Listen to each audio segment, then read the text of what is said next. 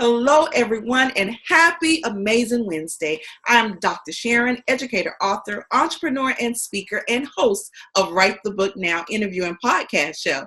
And we are live with the author of Polished. And when I tell you it's such a dynamic book, it really is. This is it here, Polished, and the author is Calvin Purnell Jr. Let me just tell you just a little bit about him. He was born and raised in Philadelphia, Pennsylvania. In 1984, he began his career in information technology, and he helps people with resume writing and job searching. So without further ado, please help me welcome my guest, Mr. Calvin Purnell Jr. Welcome, Calvin. Thank you. Thank you for having me. I appreciate it. Absolutely. I am so excited that you are here with us today. I gave just a brief introduction about who you are, but please take this opportunity to tell everyone who you are and what it is that you do. Okay. All right. Sure. My name is Calvin Purnell Jr. I am an author of Polished, the Young Professional's Guide for Success. And I'm currently working on the second book, which is the follow-up to Polished. And outside of writing books and public speaking, I work for IBM. And I've been in information technology for over 20 years now, and I really enjoy it. And this is something that is like really passionate for me, information technology, as well as mentoring. And that's where Polish came about. Polish came about just wanting to be able to help young professionals, whether they are, high school students getting ready to graduate from high school, college students graduated from college, young professionals a few years into their careers, and even people who have been involved in their career for a little bit of time, but maybe they want to restart and just basically recreate themselves and put themselves back out into the workforce. And I just felt as though it was purposeful for me to write Polished, so that way I can give people a helping hand and giving them some tips and tricks on how to conduct themselves in the workplace, whether they're working at McDonald's or whether they're working in a corporate environment. So that's Polished in a nutshell for me.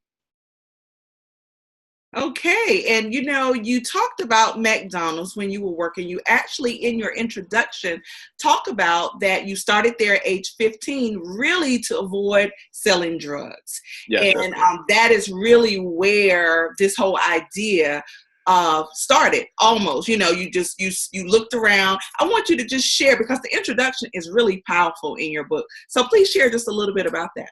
Okay, yeah, so at age 15, coming up in Philadelphia, there's a lot of influences in the neighborhoods that we grew up in.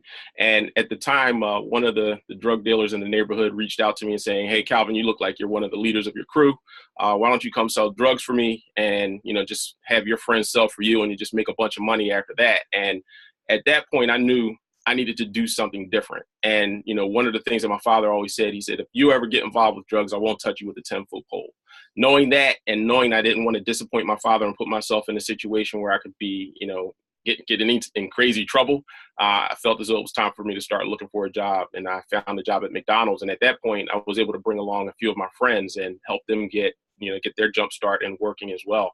And one of the things that I can say out of that process, there was a total of 6 of us that I am really close with. And 5 of us went, and one chose a different route. He wanted the street life. He wanted to make fast money. But out of that 6, the 5 of us that did go, we were able to build skills, customer service skills, learning how to interact with people from different races, different ages, different genders. Just having that ability to interact with people is a great thing. And it's a skill that you can pick up and you can take anywhere in your career as you move on and work. I really love that. And, as I said, just even beginning with the introduction, it was really powerful. So I want to just dive in and I'm going to start with chapter 6, because that's the chapter that really struck me. Chapter 6 is Keep It Clean. And you actually talk about 2 subtopics here. You talk about social media and you talk about office romance. And I want to preface this because this really is a book about mentorship. Yes. This is what you saw the need of. And I said, this is very interesting that you chose those 2 subtopics for Keep It Clean. Talk a little bit about it. Not too much. As I always say, we want people to buy the book. So don't give them all the goods, but just talk a little bit about Keep It Clean. Okay, so I'll talk about the social media aspect first. One of the things people don't realize is social media is a tool that a lot of employers look for for individuals who are applying for jobs. And when they look into people's social media backgrounds, if they start to see just a bunch of crazy content on there, that may stop you from getting a position that you really want.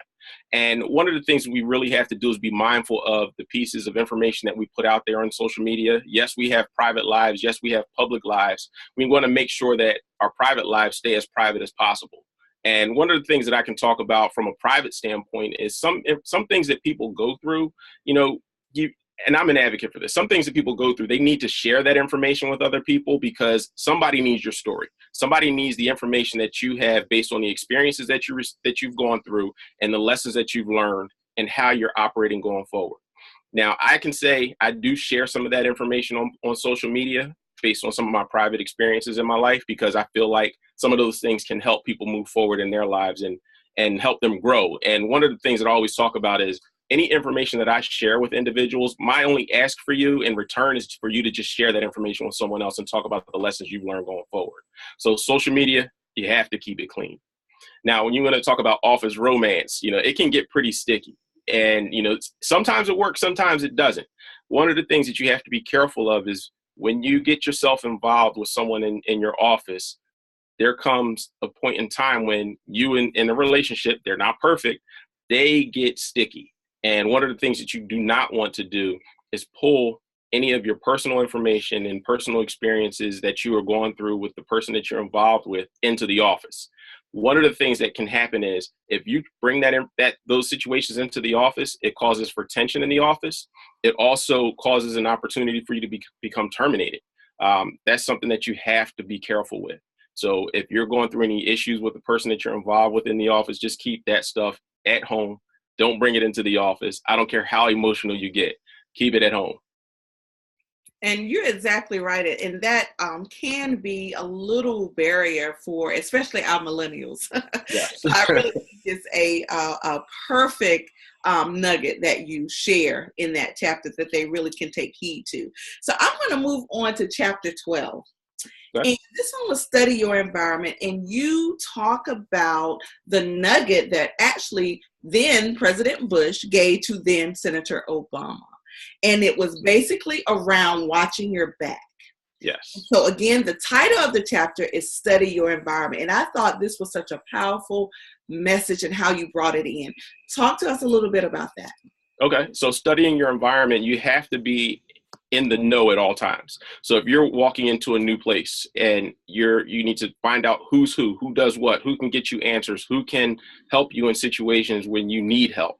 And you just have to know what's going on around you because you're going to run into so many different things in certain environments where you're going to run into people who are willing to help you, people who don't want to help you, people who want to talk to you, people who don't want to talk to you. And you need to be able to intermingle with those individuals and know who to stay away from and know who to intermingle with. So in those situations, you need to know who has your back. And you also need to be an advocate for other people and have people's backs as well. So you just have to be cognizant of your environment at all times. And it's really easier said than done. And really talking about that, what tips do you provide to individuals in choosing? Because actually, I think it's chapter 7 where you talk about the mentors and how you have to choose your mentors wisely. And they really go hand in hand because we know that research says the 5 people we hang around are the average of who we are. Right. So that really, in a nutshell, really talks about that, knowing your environment and choosing your mentors wisely, knowing who you're following, because you can't follow everyone. You can't allow everyone in your space and in your circle. So how especially, I work with emerging entrepreneurs, and although your book is geared towards the young people, I really saw how emerging entrepreneurs could benefit from this book. So I help startup entrepreneurs get started, and I basically am telling them the same thing, and this will be one of the books that I recommend to them. Thank you. So absolutely. So what would your tips be in trying to choose these right people? Well, one of the things is you need to find out, well, first off, you need to know yourself. You need to know what you want, who you are, where you want to go. And once you figure that out, it should be a little bit easier for you because now at this point it's becoming aware of the people that are around you. And maybe not the people that are around you, maybe people who are on social media, who have the ability to reach people You need to make sure you, like I said, know what you want, know who you are, and then start to find out where you want to go in your career. And once you find that avenue, start to research individuals, finding out those people who are doing what you want to do, research them, get as much information as possible, reach out to them. You wouldn't believe how many people are willing to help you if you just send a message, or if you happen to walk up to them and introduce yourself and let them know, hey, I had my eye on you for a period of time, and I see where you've been in your career. I see where you're going, and I see what you're doing right now. What you're doing right now, or what you've done, are things that I would like to do in my career. So once you express that to someone, it's going to intrigue them. They're going to say, wow, you actually took the time to study me and find out what I've done and what I'm doing or where I'm going. And that's going to make some people say, you know what, I'm more than willing to help you out. So they're going to take their time and invest it in you. And what you need to do as an individual is not waste that person's time. If you happen to waste that person's time, one thing that they will do is they will recognize that, and they will stop communications. One of the other things that you need to do as a mentee, you need to be the one who drives that relationship. A mentee is the person who takes hold of the relationships and they start to build it with their mentor, because their mentor, they have a lot of things going on. There's a possibility that they may not have the time for you to help you, but they said, you know what, I'm going to carve out a piece of this time for when this person reaches out to say, hey, okay, here's some information. Let me help you out. Now, you have to cherish that time and value that time and take advantage of it as much as possible. And always, always, always, always reach back and help someone out who's looking to advance their careers as well. Absolutely. I love it. And so moving on to chapter 16, and I really want to hear the background of this. It is spirituality. Okay. And I want to read an excerpt from the chapter. You say, it's important to have a positive spiritual connection with God. He is in all of us, and God wants us to accept the way of the light. However you choose life, choose love and kindness. Talk to me about how much spirituality impacts your journey.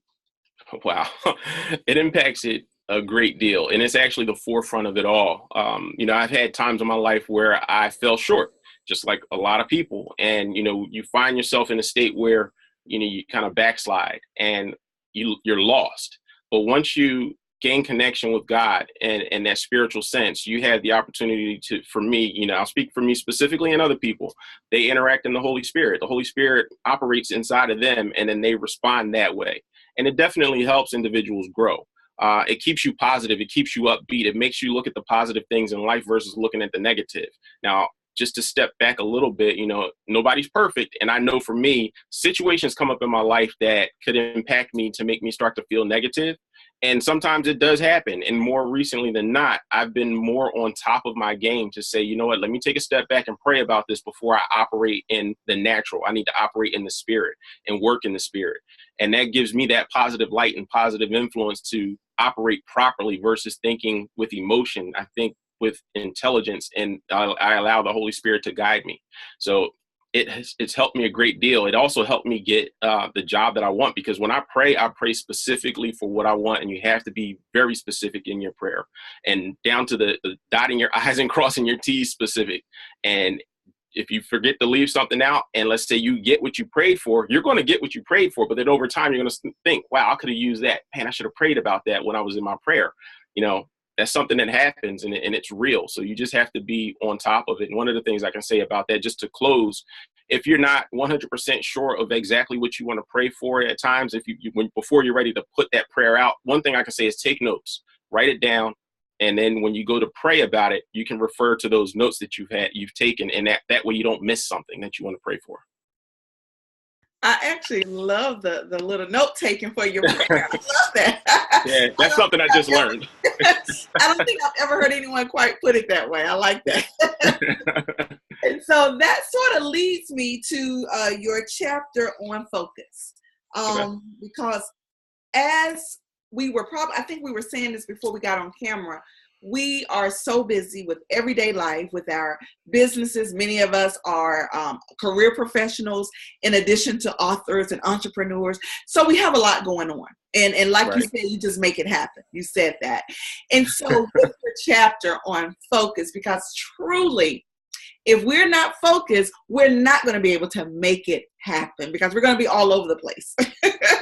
So talk to us a little bit about the importance of focus and some tips in order to help us focus. Okay. The importance of focus is real. Like you said, you'll be all over the place if you're not focused. You're going to have situations that come up where, let's say, I know this is exactly what I want. I want this specific thing. And you need to focus on that in order to get it and to manifest it into your life. So when you focus on things, you have the opportunity to hone in and drill down. And sometimes that focus can branch off into certain areas which are relevant to what you're working towards and what you're focusing on. And one of those things that you need to do is just make sure you stay clean-minded. You have to work on what you allow in and what you don't allow in, because some of those things that you allow in could deter you and derail your focus and push you into a different course or a different path that you don't want to go down. So staying focused and staying on the course is going to help you move forward in life. It's going to help you attain what you're looking for, and it's going to help you get to the goals that you want to attain. I can't say faster, but without too many issues that come in. You know, some things are going to come up, life's going to happen. It may take you off course a little bit, but if you keep your mind and your eye on the prize and continuously work, nothing's going to stop you from getting it if you truly want it. Now, talking about some of the tips on focusing is definitely, again, I talked about it earlier, just a few seconds ago, talking about being careful what you allow into your system.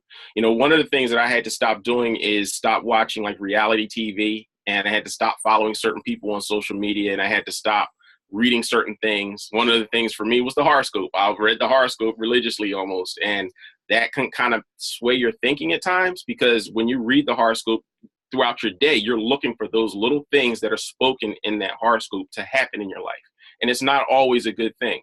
So you need to make sure that you keep yourself focused and stay on point. So that way, those things that you do allow in, like for me, I started listening to gospel music and just getting myself and my mind saturated with that information, listening to more spiritual podcasts, listening to some audiobooks that I have that talk about spirituality and keeping you focused and keeping you positive and focusing on God. Those types of things are the things that I pour into my system. Now, don't get me wrong. I'm a lover of hip hop, and I still listen to that every now and again because that's kind of a balance. But the way that I look at some of the hip hop artists that I listen to, let's take a Jay-Z, for example, Nas. Those are two of my favorite artists. And the information that they talk about, even though sometimes they talk about from a street sense, I look at it as though it's a positive thing and talks about like, wow, these are the things that these guys may have gone through, whether it's true or not. They may have experienced these things, but look at where they're at now. They are positive influences in a lot of people's lives. And you just have to be careful what you allow in. So that's the tip. Be careful what you allow in. I absolutely love that. So do you work with organized groups, or do you just have individual that you mentor? What's your work structure? So I do have a few groups that I work with, and one of them is the School District of Philadelphia.